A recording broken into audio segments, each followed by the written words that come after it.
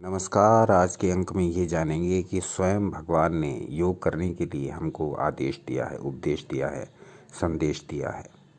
योग कितना आवश्यक है इसका वर्णन अलग अलग ग्रंथों में अलग अलग प्रकार से किया गया है। योग हमारे लिए बहुत आवश्यक है और स्वयं ईश्वर का आदेश है कि हम योग साधना को अपनाएं। तो आज के अंक में हम ये जानने का प्रयास करेंगे कि किन किन ग्रंथों में ईश्वर ने हमें योग करने का आदेश दिया है, उपदेश दिया है, संदेश दिया है। तो देखते हैं आज कुछ इस प्रकार की चर्चा प्रारंभ करते हुए कि श्रीमद् भागवत के ग्रंथ में हमें अष्टांग योग करने के लिए क्या उपदेश दिए गए हैं। ये हमने लिया है एकादश स्कंध के अध्याय 20 से। तो एकादश स्कंध के अध्याय 20 से हम देखते हैं कि किस प्रकार से हमें स्वयं परमात्मा ने योग करने का उपदेश दिया है। तो देखते हैं श्लोक संख्या 24 और श्लोक संख्या 18 आपकी स्क्रीन पर प्रदर्शित हो रहे हैं। ये देखते हैं कि इन श्लोकों में हमारे लिए क्या संदेश छुपा हुआ है। तो देखते हैं यमादिभिर्योग पथैरान्वीक्ष्य च विद्यया ममार्चोपासना भैरवा नान्यर्योग्यम स्मरेन् मनः। ये 24 है श्लोक संख्या और 18 है यदारंभेषु निर्विष्णो विरक्तः संयतेन्द्रियः अभ्यासेनात्मनो योगी धारयेदचलं मनः। अब देखते हैं कि इन श्लोकों में हमारे लिए क्या संदेश छुपे हुए हैं। कहा गया, इसलिए अपने कल्याण के हेतु मनुष्यों को चाहिए कि यम, नियम आदि अष्टांग योग साधना से, अष्टांग योग में हम आपको बता दें कि 8 प्रकार का साधन बताए गए हैं। इन 8 प्रकार के अंगों को या साधनों को ही अष्टांग योग का सम्मिलित नाम दिया गया है। ये हैं यम, नियम, आसन, प्राणायाम, प्रत्याहार, धारणा, ध्यान और समाधि। तो ये योग के जो 8 अंग हैं इनको मिलाकर के हम अष्टांग योग के नाम से जानते हैं। अष्टांग योग के नाम से ही यह पूरे विश्व में सुपरिचित है। अष्टांग योग के नाम से ही इसको जाना जाता है। इसमें योग के 8 अंग सम्मिलित हैं। तो अष्टांग योग को करने की आज्ञा हमें यहाँ श्रीमद् भागवत में स्वयं भगवान दे रहे हैं। कहते हैं, अष्टांग योग साधना से तथा वेदांत कथित विवेक रूप ब्रह्म विद्या से और ईश्वर प्रणिधान रूप उपासना से जिनको जैसी अनुकूलता हो वे अपने अधिकारानुसार मेरा भजन करके मुझसे मिलें। यानी भगवान ने स्पष्ट कह दिया कि या तो ब्रह्म विद्या से अथवा योग साधना से अथवा ईश्वर प्रणिधान रूप उपासना से, जिनमें जिसकी जैसी श्रद्धा हो वो उसी प्रकार से साधन करके मुझे प्राप्त कर सकता है। तो योग साधना को भी उन्होंने सम्मिलित किया है इसमें, अष्टांग योग को भी। तो आगे चलते हैं। ये ही मेरी प्राप्ति के मार्ग हैं। इनके बिना और किसी भी मार्ग में जहाँ तहाँ चित्त को भटकाना व्यर्थ है। तो इसके लिए स्पष्ट कह दिया गया है 24वें श्लोक में ही, ममार्चोपासना भैरवा नान्यर्योग्यम स्मरेन् मनः। मेरी प्राप्ति के ये जो मार्ग हैं इन्हीं को अपनाना चाहिए। इनमें से किसी एक को ही अपनाना चाहिए। इसके बिना अन्य मार्गों में अपने चित्त को भटकाना व्यर्थ है, उनसे कोई लाभ नहीं होगा।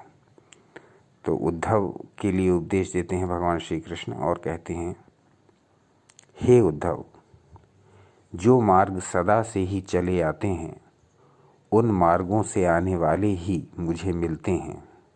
यानी सनातन मार्गों से, सनातन ग्रंथों में जो वर्णन किए गए हैं, सनातन शास्त्रों में जो वर्णन किए गए हैं, उनके विषय में भगवान श्री कृष्ण स्वयं उद्धव से कह रहे हैं कि हे उद्धव, जो मार्ग सदा से ही चले आते हैं उन मार्गों से आने वाले ही मुझे मिलते हैं और मैं उन्हें मिलता हूँ। परंतु मेरे कथित मार्गों को छोड़कर जो लोग अपने कल्पित और दूसरे मार्गों में भटकते हैं, वे मुझे नहीं मिलते और मैं उन्हें नहीं मिलता, उनका मंगल नहीं हो सकता। स्पष्ट कह दिया गया है। तो कहने का तात्पर्य ये है कि आजकल के आधुनिक समय में हम देख रहे हैं कि गुरुओं की बाढ़ आ गई है। विभिन्न प्रकार से विभिन्न विषयों पर बोलते हुए वो गुरु इस प्रकार प्रकट करते हैं मानो ब्रह्म ज्ञान उनको प्राप्त हो गया हो, मानो उनके मुख से निकली वाणी ही ब्रह्म ज्ञान हो। अपने शिष्यों को तरह तरह की बातें बता करके भटकाना उनका स्वभाव हो गया है और अंधभक्ति के चक्कर में लाखों उनके शिष्य बन जाते हैं और फिर वो जो भी कहते हैं उसको ब्रह्म वाक्य मानते हुए उसका पालन करते हैं, बिना अपने शास्त्रों को पढ़े, बिना अपने शास्त्रों को जाने। वह केवल एक व्यक्ति का अंधा अनुकरण करते हुए अपने जीवन को नष्ट कर लेते हैं। कोई व्यक्ति यदि अच्छी बातें बता रहा है तो उसकी अच्छी बातों का अनुकरण करना आवश्यक है, परंतु उसकी प्रत्येक बात का अनुकरण करना आवश्यक नहीं, क्योंकि हमें चरित्र की पूजा करनी है, चित्र की नहीं। तो व्यक्ति जो बता रहा है यदि वो शास्त्र अनुकूल है तब तो उसका अनुकरण ठीक है, यदि शास्त्र विरुद्ध है तब अनुकरण करने का कोई माने नहीं। स्वयं भगवान श्री कृष्ण कहते हैं उद्धव से कि इस प्रकार के कल्पित मार्गों पर चलने वाले मुझे कभी नहीं मिलते। जो मार्ग सदा से चले आ रहे हैं, वेदांत का मार्ग, भक्ति का मार्ग, कर्मयोग का मार्ग, अष्टांग योग का मार्ग, इस प्रकार के जितने भी मार्ग चले आ रहे हैं, यदि उन पर हम चलते हैं तब ही हमें प्रभु की प्राप्ति हो सकती है। अन्यथा विभिन्न प्रकार से वाग जालों में उलझते हुए, विभिन्न प्रकार की चटपटी, विभिन्न प्रकार की आकर्षक बातें करने वाले गुरुओं की संख्या बहुत अधिक है और दिन पर दिन बढ़ती ही जा रही है। हमें इनके जाल में न फंस के इनकी केवल अच्छी बातों को ग्रहण करना है और इनकी प्रत्येक बात को शास्त्र की कसौटी पर कसना है। किसी भी गुरु का सबसे बड़ा टेस्ट ये है कि वह शास्त्रों की कसौटी पर खरी बातें कहता है अथवा नहीं। अपने मन से कल्पित बातें कहने वाला और सुनने वाला दोनों ही अपने आप को धोखा दे रहे हैं।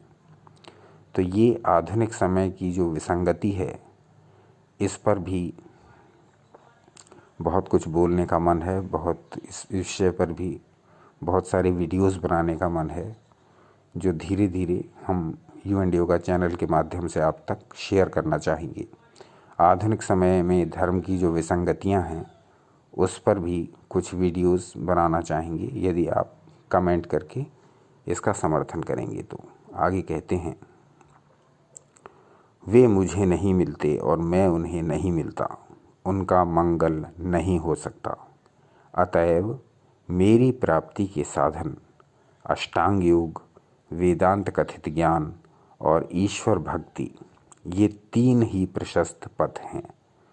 तो तीन पथ बताए हैं श्रीमद् भागवत में। श्री भगवान कृष्ण ने कहा गया है कि अष्टांग योग, वेदांत में जो ज्ञान दिया गया है वो, और ईश्वर भक्ति, ये तीन साधन ही उन्होंने बताए हैं उनकी प्राप्ति के। तो यदि इन तीन में से अपनी रुचि के अनुसार किसी भी एक साधन में हम लग जाएं तो हम अवश्य ही ईश्वर की कृपा प्राप्त कर सकते हैं, उनका सानिध्य प्राप्त कर सकते हैं, मोक्ष प्राप्त कर सकते हैं।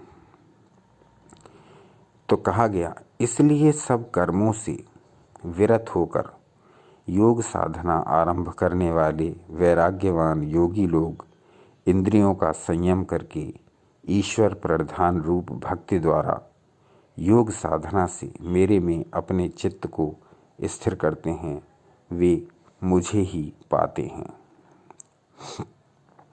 यदारंभेषु निर्विष्णो विरक्तः संयतेन्द्रियः अभ्यासेनात्मनो योगी धारयेद चलम मनः। 18वें श्लोक में उन्होंने अपनी बात स्पष्ट कर दी है। अब देखते हैं कि श्लोक संख्या 19 और 20 में, 19 और 20 में इसी बात को विस्तार से कहते हुए उन्होंने आगे क्या संदेश दिया है। तो देखते हैं श्लोक संख्या 19 और 20 जो कि आपकी स्क्रीन पर भी प्रदर्शित हो रहे हैं। तो ये हैं, धार्यमाणं मनोयर्हि भ्राम्यदाश्वनवस्थितम् अतन्द्रितो नुरोधेन मार्गेणात्मवशं नयेत् मनोगतिं न विसृज्य जितप्राणो जितेन्द्रियः सत्वसंपन्नया बुद्धया मनम आत्मवशम नयेत। तो ये 19वां और 20वां श्लोक है। इसमें देखते हैं क्या भावार्थ, क्या संदेश हमारे लिए छुपा हुआ है। तो देखते हैं, योग के बिना और मार्ग से मन को शीघ्र वश में नहीं किया जा सकता है, क्योंकि यह चित्त बड़ा ही चंचल है। धार्यमाणं मनोयर्हि भ्राम्यदाश्वनवस्थितम् अतन्द्रितो नुरोधेन मार्गेणात्म वशम नयेत। स्पष्ट कहा गया कि और कोई मार्ग नहीं है जिससे मन को वश में किया जा सके, मन की चंचलता को रोका जा सके। ऐसा कोई भी मार्ग नहीं, केवल एक ही मार्ग है और वो है योग। स्पष्ट कहते हैं, क्योंकि यह चित्त बड़ा ही चंचल है। ये हम सभी जानते हैं कि हमारा चित्त अत्यधिक अस्थिर है, पल में यहाँ और पल में वहाँ। इस चित्त को रोक करके, इसकी प्रवृत्तियों को वश में करके इससे मनचाहा काम करवाना अत्यधिक कठिन कार्य है, और ये कार्य केवल योग साधना से ही संभव हो सकता है। आगे चलते हैं। जब विचार से मन स्थिर किया जाता है तो वह तुरंत ही चंचल घोड़े की तरह इधर उधर भागता है। स्पष्ट कहा गया, जब विचारों द्वारा हम कुछ थॉट प्रोसेस द्वारा, कुछ थिंकिंग द्वारा, जैसे हमने कोई अच्छी पुस्तक पढ़ी, उसके विचारों ने हमें प्रभावित किया और हम उन विचारों पर अमल करना चाहें और उसके अनुसार अपने चित्त को रोकना चाहें, तो यह भी संभव नहीं हो सकता। हम विचारों द्वारा अपने मन को वश में नहीं कर सकते। तो कहा गया कि चंचल घोड़े की भांति इधर उधर भागता है, इसलिए उस समय सावधानी से मन की प्रबल इच्छा के प्रतिकूल न होकर उसको प्रबोध देकर अपने अधीन करना चाहिए। तो मन के अगेंस्ट न जा कर के उसको प्रबोध देना चाहिए। कहा गया कि मन को समझाना चाहिए, मन को समझाते हुए अपने अधीन करना चाहिए। अन्यथा ये इस प्रकार से है जैसे घोड़ों को खुला छोड़ दिया जाए और वो उनकी स्पीड पर किसी भी प्रकार का हमारा नियंत्रण ना हो। वो कहीं भी किसी भी दिशा में जिस प्रकार से घोड़ा जा सकता है, उसी प्रकार से हमारा मन भी कहीं भी किसी भी दिशा में जा सकता है। उसको इस प्रकार की अनैच्छिक आने जाने से रोकने के लिए हमको उसको धीरे धीरे वश में लाना है, उसको धीरे धीरे समझाते हुए और सत्प्रवृत्तियों की ओर उन्मुख करना है। तो कहा गया, यदि मन की थोड़ी बहुत भी इच्छा की पूर्ति न की जाए तो वह बड़ा ही वेगवान होता है, बहुत शीघ्र गति से चलने वाला होता है। मन की स्पीड के बारे में ये कहा गया कि जहाँ भी शरीर से नहीं पहुँचा जा सकता है, वहाँ मन से तुरंत पहुँचा जा सकता है। मन की गति अत्यधिक तीव्र बताई गई है। हमारे समस्त शास्त्रों में मन को तीव्र गति से चलने वाला बताया गया है। मन हम करोड़ों किलोमीटर दूर यहीं बैठे बैठे अपने मन को पहुंचा सकते हैं और वहां से संबंधित किसी भी वस्तु का, व्यक्ति का विचार कर सकते हैं। तो मन की गति अत्यधिक तीव्र बताई गई है और इस तीव्र मन को रोकने का एकमात्र उपाय, इसकी स्पीड को अपने वश में करने का, इसकी गति को अपने अनुकूल बनाने का एकमात्र उपाय बताया गया है योग साधना। योग साधना करने से मन को वश में करने की कला आ जाती है। योग साधना करने से मन को वश में करने का हुनर आ जाता है, मन को वश में करने का प्रोसेस पता लग जाता है। क्योंकि प्राणस्येदं वशे सर्वं त्रिदिवे यत् प्रतिष्ठितम, ये प्राण, अगर हम प्राणायाम करना प्रारंभ कर दें तो ये प्राण ही मन को वश में करना प्रारंभ कर देते हैं। तो योग साधना बहुत आवश्यक है यदि किसी भी व्यक्ति को अपने मन पर काबू करना है, अपने मन पर कंट्रोल करना है, अपने मन को अपनी इच्छानुसार चलाना है। तो कहा गया, यदि मन की थोड़ी बहुत भी इच्छा की पूर्ति न की जाए तो वह बड़ा ही वेगवान हो जाता है। उस समय उसको रोकना भी कठिन हो जाता है। इसलिए साधकों को अपनी अनुकूलता का विचार करके मन का भोग बनना चाहिए।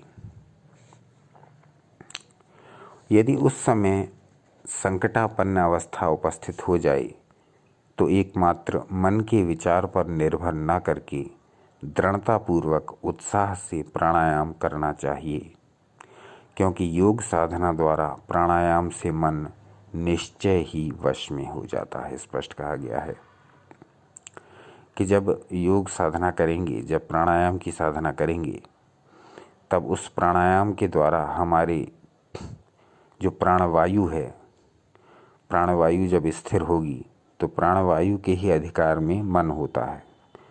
तो जब प्राणवायु हमारी स्थिर होने लगेगी, प्राणवायु की चंचलता कम होने लगेगी, तब निश्चित ही हमारे विचार हमारे अधीन होंगे, हम अपने मन को अपनी इच्छानुसार चला सकेंगे। इसके विषय में हम इस श्लोक का पहले भी कई वीडियोस में वर्णन कर चुके हैं और फिर उसका एक बार उल्लेख करना चाहेंगे। वो श्लोक है, चले वातं चलं चित्तं निश्चले निश्चलं भवेत्, योगी स्थाणुत्वमाप्नोति ततो वायुं निरोधयेत्। वायु के चलने से मन चंचल हो जाता है। चले वातं चलं चित्तम, जब वायु प्राणवायु चलती है तब मन भी चलायमान हो जाता है, मन भी चंचल हो जाता है। निश्चले निश्चलम भवेत्, जब प्राणवायु निश्चल होती है, स्थिर होती है, तब हमारा मन भी स्थिर हो जाता है। कहा गया इसीलिए कि योगी को प्रयत्न करके अपनी प्राणवायु को स्थिर करना चाहिए, और वो किससे संभव है? केवल प्राणायाम की साधना से। जब हम प्राणायाम की साधना निरंतर करते जाएंगे तब एक समय ऐसा आने लगेगा कि हमें अपने आप पता लगने लगेगा कि हमारा मन धीरे धीरे कंट्रोल में आ रहा है, काबू में आ रहा है, वश में आ रहा है, और हम अब अपने मन के विचारों पर नियंत्रण स्थापित कर सकते हैं, अपने मन को अपनी इच्छानुसार चला सकते हैं, जिस विषय में चाहें उस विषय में लगा सकते हैं। तो योग साधना अपने आप में एक बहुत बड़ी मनोवैज्ञानिक प्रक्रिया है, और जो इस साधना को करता है वो अपने मन पर पूर्ण नियंत्रण स्थापित कर सकता है, और जिसका अपने मन पर पूर्ण नियंत्रण स्थापित हो गया वो संसार में कोई भी कार्य उसके लिए असंभव नहीं है। संसार के प्रत्येक कार्य उसके द्वारा होने संभव हैं। महान योगियों द्वारा किए गए महान कार्यों पर विचार करके देखिए, जिनका आज पूरी दुनिया गुणगान करती है, जिनका नाम हमेशा के लिए अमर हो गया है, उनके बारे में विचार करिए तो आपको पता लगेगा कि ये सभी योगी थे। किसी न किसी अंश में ये जितने हमारे ऋषि मुनि थे, जिनके महान कार्यों को हम आज भी स्मरण करते हैं, विभिन्न विषयों में इन्होंने इतने शास्त्र लिख रखे हैं, उन सब का जब भी हम स्मरण करते हैं उन ऋषि मुनियों का, तब हम ये पाते हैं कि उनमें से प्रत्येक किसी न किसी प्रकार से योग की साधना करता था। अपने आश्रमों में रहते हुए ये ऋषि मुनि योग की साधना करते हुए अपना जीवन बिताते थे, और उसी योग की साधना से उनको ये शक्ति प्राप्त हो जाती थी कि वे अपने मन को अपनी इच्छानुसार चलाते हुए अपने कार्यों को संपन्न कर सकें।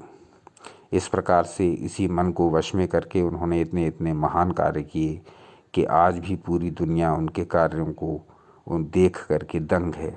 उनके ग्रंथों का अनुवाद विश्व की लगभग प्रत्येक भाषाओं में हो चुका है, और उन ग्रंथों में छुपा हुआ ज्ञान आज भी लगातार ट्रांसलेट किया जा रहा है, उस ज्ञान पर रिसर्च की जा रही है, और उस ज्ञान का निरंतर उपयोग किया जा रहा है। तो ये सब कैसे संभव है? जब हमारा मन हमारे वश में हो, जब हम अपने मन को अपनी इच्छानुसार चला सकें, जब हम अपने मन को उस दिशा में मोड़ सकें जिस दिशा में हम जाना चाहते हैं, ना कि मन हमें घुमाता रहे।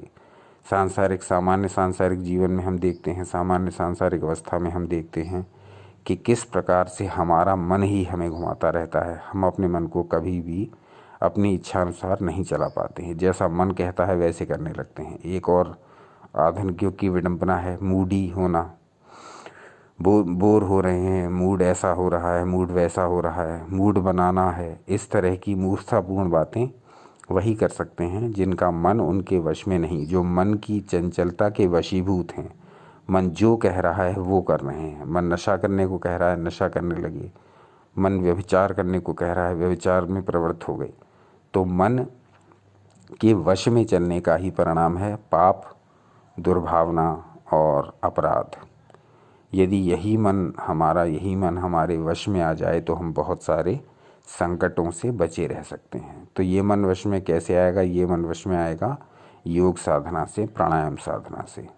जब हम प्राणायाम द्वारा अपनी श्वासों को अपने वश में रखेंगे, प्राणवायु को अपने वश में रखेंगे, तो वही प्राणवायु, चूँकि मन प्राणवायु के अधीन होता है, तो वही प्राणवायु स्वमेव मन को वश में रखते हुए हमको सदा उचित मार्ग पर चलाएगी। इसी का आदेश दिया भगवान श्री कृष्ण ने उद्धव जी को श्रीमद् भागवत में, जिसका वर्णन हम करते हुए आ रहे हैं इस वीडियो में।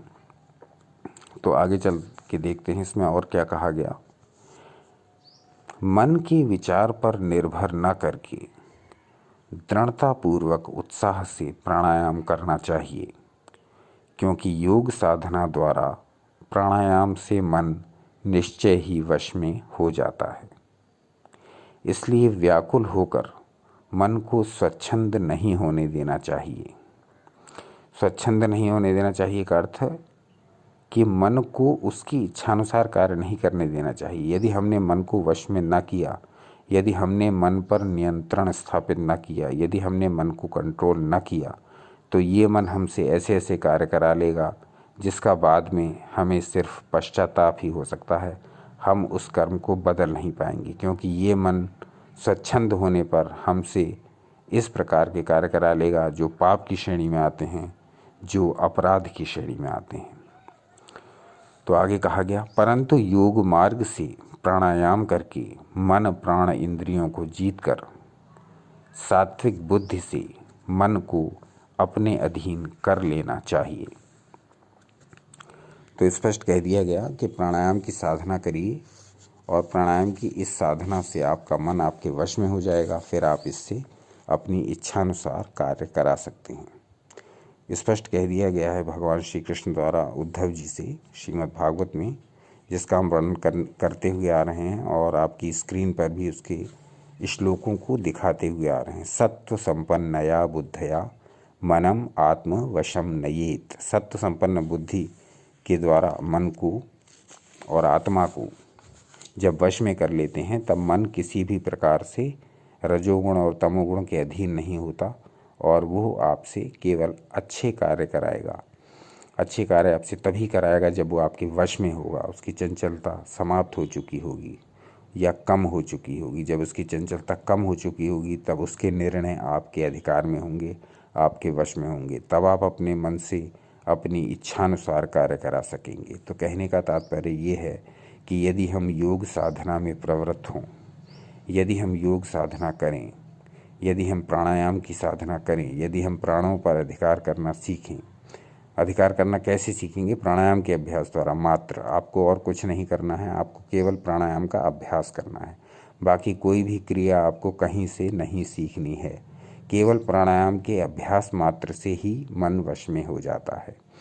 यह हमारा कई वर्षों का अनुभव है और जिन को भी प्राणायाम का अभ्यास कराया उन सब का भी यही अनुभव है कि प्राणायाम के अभ्यासी को फिर दूसरे किसी भी प्रकार की मन को वश में करने की तकनीक अपनाने की आवश्यकता बिल्कुल नहीं पड़ती। ये आप भी अपनाइए, स्वयं अपना कर देखिए और हमारी बातों पर न जाते हुए अपने अभ्यास द्वारा यह निर्णय करिए कि हम जो भी कह रहे हैं, हम तो नहीं कह रहे हैं, ये शास्त्रों में लिखा हुआ है, हम आपके साथ केवल शेयर कर रहे हैं। तो और अपने अनुभवों को भी शेयर कर रहे हैं, जो कि अनुभव हमें हुए योग साधना कराने के दौरान।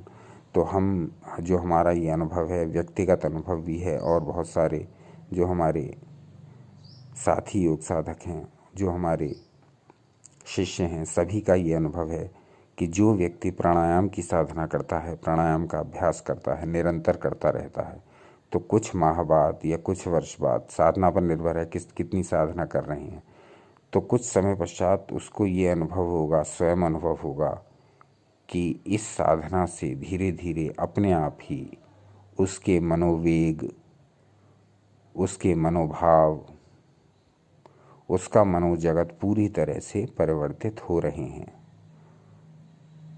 उसका मन अब धीरे धीरे कम चंचल होता जा रहा है, चंचलता को छोड़ता जा रहा है, और बड़ा आसान हो गया है कि जिस विषय में चाहें हम अपने मन को लगा दें।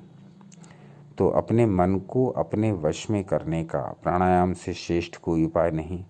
स्वयं भगवान श्री कृष्ण इसकी पुष्टि करते हैं और श्रीमद् भागवत में उद्धव जी को उपदेश देते हुए कहते हैं कि या तो मेरी भक्ति या वेदांत का ज्ञान या अष्टांग योग का साधन, ये 3 ही मार्ग हैं मुझसे मिलने के, मुझे प्राप्त करने के और इस मानव जीवन को सफल करने के। तो आज के वीडियो में सार ये है, हमने ये जाना, हमने इस बात पर चर्चा की, हमने ये पाया कि यदि हमें अपने जीवन को एक आनंददायक मोड़ देना है, अभी तक जिस प्रकार का हम जीवन जीते आ रहे हैं उस जीवन को छोड़ करके यदि हमें एक परम आनंददायी जीवन की प्राप्ति चाहिए, जिसमें प्रत्येक दिन आनंद से भरा हुआ हो, तो हमको योग साधना का आश्रय लेना चाहिए। योग साधना के विषय में कहा गया कि मन को वश में करने का इससे बेहतर कोई दूसरा उपाय नहीं है, और मन को वश में करे बिना इस संसार का कोई भी सुख प्राप्त करना संभव नहीं है। सबसे पहला काम होता है मन को वश में करना, उसके पश्चात संसार की सारी क्रियाएं आपके लिए, सारे उपाय आपके लिए आसान हो जाते हैं। तो सबसे पहली बात, अपने मन को वश में करना सीखिए, और उसके लिए सबसे आवश्यक ये है कि आप योग साधना को अपनाइए, आप प्राणायाम साधना को अपनाइए। आप प्राणायाम को अपने दैनिक जीवन में स्थान दीजिए, आप निरंतर प्राणायाम करिए, दीर्घ काल तक प्राणायाम करिए, रुचिपूर्वक प्राणायाम करिए, श्रद्धापूर्वक प्राणायाम करिए, और स्पष्ट यह जानकर चलिए कि यह स्वयं भगवान का वचन है कि प्राणायाम करने वाले को उसका मन कभी भी धोखा नहीं देता, उसका मन हमेशा उसके वश में रहता है, उससे केवल वही कार्य कराता है जो शास्त्र सम्मत हैं, जो धर्म सम्मत हैं, जो लोक सम्मत हैं, न कि इस प्रकार के कार्य जो कि पाप पूर्ण हैं, जो कि व्यभिचार पूर्ण हैं, जो कि अपराध पूर्ण हैं। तो इस प्रकार से यदि हम चाहते हैं कि इस लोक में और परलोक में दोनों में अपने जीवन को सुधारें, तो सबसे पहले हमें अपने कर्मों को सुधारना है, और अपने कर्मों को सुधारने के लिए हमारे मन का अपने वश में होना बहुत आवश्यक है। और हमारा मन अपने वश में तभी होगा जब हम योग साधना करेंगे, योग साधना अपनाएंगे, प्राणायाम साधना करेंगे, प्राणायाम साधना अपनाएंगे।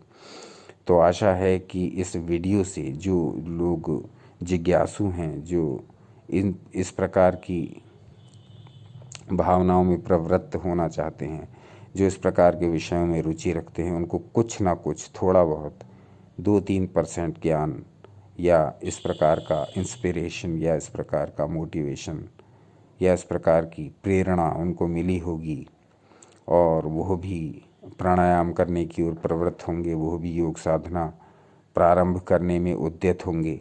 यदि ऐसा होता है तो इस वीडियो के बनाने का उद्देश्य सार्थक होगा।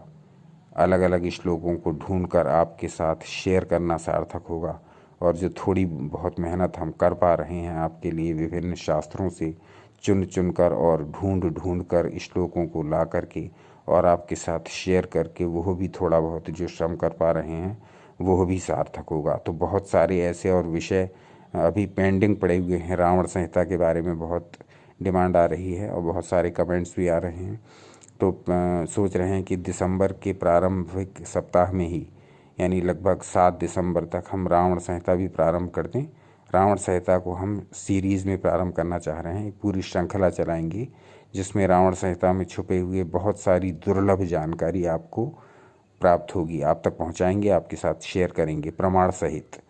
जो भी यंत्र बताएंगे रावण संहिता से, जो भी मंत्र बताएंगे, जो भी श्लोक बताएंगे, जो भी उपाय बताएंगे, जो भी टोटके बताएंगे, वो सारे के सारे प्रमाण सहित आपको बताएंगे, मूल श्लोकों के प्रमाण सहित।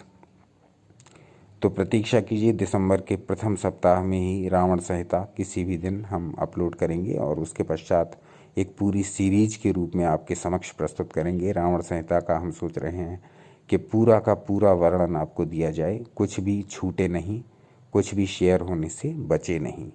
तो आप अपने कमेंट्स करके बताइए कि रावण संहिता पूरी देखना, पूरी जानना पसंद करेंगे अथवा कुछ एक काम के ही आपको यंत्र आदि बता दिए जाएं। तो जैसा भी हो बताइएगा। इस विषय में यदि और कुछ सुनना चाहें तो भी बताइएगा कि ईश्वर ने योग साधन के विषय में हमें और क्या क्या संदेश दिए हैं। यदि इस विषय में कुछ और विस्तृत जानकारी चाहें तो भी बताइएगा, तब आपको ढूंढ करके मूल श्लोकों के माध्यम से समझाने का नहीं, आपके साथ शेयर करने का प्रयास किया जाएगा। क्योंकि समझ तो आपके पास ईश्वर की दी हुई है, विवेक ईश्वर का दिया हुआ है। आपको स्वयं पता है कि क्या अच्छा है, क्या बुरा है, कौन किस प्रकार से संदेश दे रहा है, किस प्रकार के संदेश को ग्रहण करना है, किस प्रकार के संदेश को त्याग देना है। इसका विवेक आप सबके पास है, क्योंकि आपके पास भी वही आत्मा है जो ईश्वर ने सभी के लिए बनाई है। जो हमारे भीतर है, जो आपके भीतर है, वही आपके भीतर है। जो विवेक हमारे भीतर है, वही आपके भीतर है। आपको इस बात का पूर्ण ज्ञान है कि किस प्रकार का ज्ञान ग्रहण करना है और किस प्रकार का ज्ञान त्याग देना है। तो हमारा काम ये है यू एंड योगा चैनल के माध्यम से कि जो भी ज्ञान हमको प्राप्त हो रहा है, जो भी ज्ञान हमारे पास उपलब्ध है, जो भी पुस्तकें, जो भी जिस प्रकार का भी ज्ञान हमारे व्यवहार में है, वो सारा ज्ञान आपके साथ धीरे धीरे करके शेयर किया जाए। और इस शेयरिंग के दौरान बहुत अच्छा लगता है देखकर कि बहुत सारी प्रशंसा की कमेंट्स आ रहे हैं, बहुत सारे इस प्रकार के कमेंट्स हैं जिसमें इस प्रकार के ज्ञान को बहुत लाइक किया गया है और आगे भी इस प्रकार के ज्ञान को देते रहने का अनुरोध किया गया है। तो हमारा तो यह प्रयास निरंतर जारी ही रहेगा कि आपके समक्ष ये सारा ज्ञान हम प्रस्तुत करते रहें, विभिन्न रूपों में, विभिन्न पुस्तकों के माध्यम से, विभिन्न श्लोकों के माध्यम से आपके समक्ष हम दुर्लभ से दुर्लभ और प्राचीनतम से प्राचीनतम ज्ञान लेकर आने का और आपके साथ शेयर करने का प्रयास निरंतर जारी रखेंगे। आप भी देखते रहिए इस चैनल को। आपका स्नेह, प्यार और मार्गदर्शन ही इस चैनल को आगे बढ़ाता जा रहा है। और ये देखकर बड़ी प्रसन्नता हुई है कि 0 सब्सक्राइबर से प्रारंभ हुए इस चैनल पर आज 3600 सब्सक्राइबर्स भी पूरे हो चुके हैं, यानी 3600 सब्सक्राइबर्स हो गए हैं। व्यूज़ भी 3 लाख से ऊपर चल रहे हैं। हालांकि न ये व्यूज़ ज़्यादा लगेंगे सुनने में और ना ये सब्सक्राइबर्स, परंतु ये बहुत हैं। 3600 सब्सक्राइबर्स और 3 लाख व्यूज़ बहुत हैं, क्योंकि शास्त्रों में ये पहले ही कह दिया गया है कि अच्छी बातों का वक्ता और अच्छी बातों का श्रोता दोनों ही दुर्लभ हैं। अच्छी बात बताने वाला और अच्छी बात सुनने वाला दोनों ही कम होते हैं, रेयर होते हैं। तो जिन फालतू के प्रोग्राम्स पर करोड़ों करोड़ों व्यूज़ आते हैं, करोड़ों और लाखों लाखों मिलियंस में सब्सक्राइबर्स इकट्ठे हो जाते हैं, उस हिसाब से ये अच्छी बातों का वक्ता और अच्छी बातों का श्रोता के हिसाब से ये 3600 व्यूज़ 36 लाख के बराबर, 3600 सब्सक्राइबर्स 36 लाख के बराबर हैं। और ये 3 लाख व्यूज़ 3 मिलियन से भी, 30 मिलियन से, 300 मिलियन से भी ज़्यादा हैं। तो ये आप सबका स्नेह निरंतर इसी प्रकार से बना रहे। हम निरंतर आपके समक्ष प्राचीन दुर्लभ जानकारी इसी प्रकार से शेयर करने का प्रयास करते रहेंगे।